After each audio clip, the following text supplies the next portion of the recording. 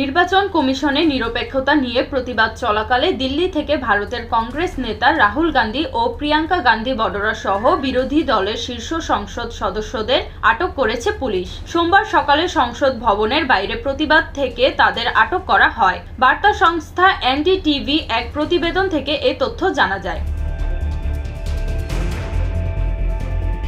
প্রতিবাদের সময় সংসদ ভবনের বাইরে নেতাকর্মীরা রাস্তার ওপর বসে পড়েন। কেউ কেউ পতাকা ও ব্যানার হাতে স্লোগান দিচ্ছেন, আবার কেউ কেউ পুলিশের ব্যারিকেড ঠেলে সামনে যাওয়ার চেষ্টা করছেন। পুলিশ পার্লামেন্টের চারপাশের রাস্তাগুলো বন্ধ করে দেয়। বিক্ষোভকারীরা ব্যারিকেড টপকানোর চেষ্টা করে।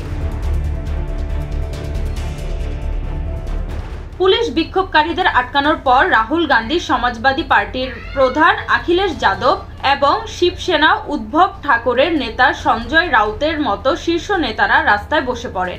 এ সময় বিক্ষোভকারীরা তাদের ঘিরে রাখেন। এই ঘটনাবহুল প্রতিবাদের ফলে লোকসভা ও রাজ্যসভা উভয় কক্ষই দুপুর 2টা পর্যন্ত মুলতবি করা হয়েছে।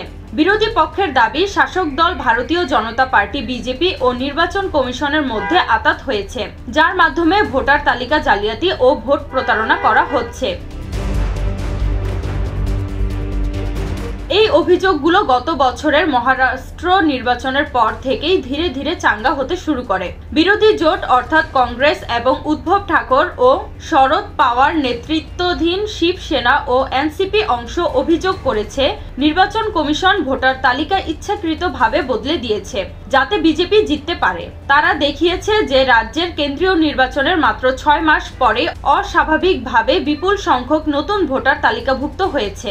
এই ধরনের অভিযোগ কর্ণাটকের লোকসভা নির্বাচন নিয়েও উঠেছে।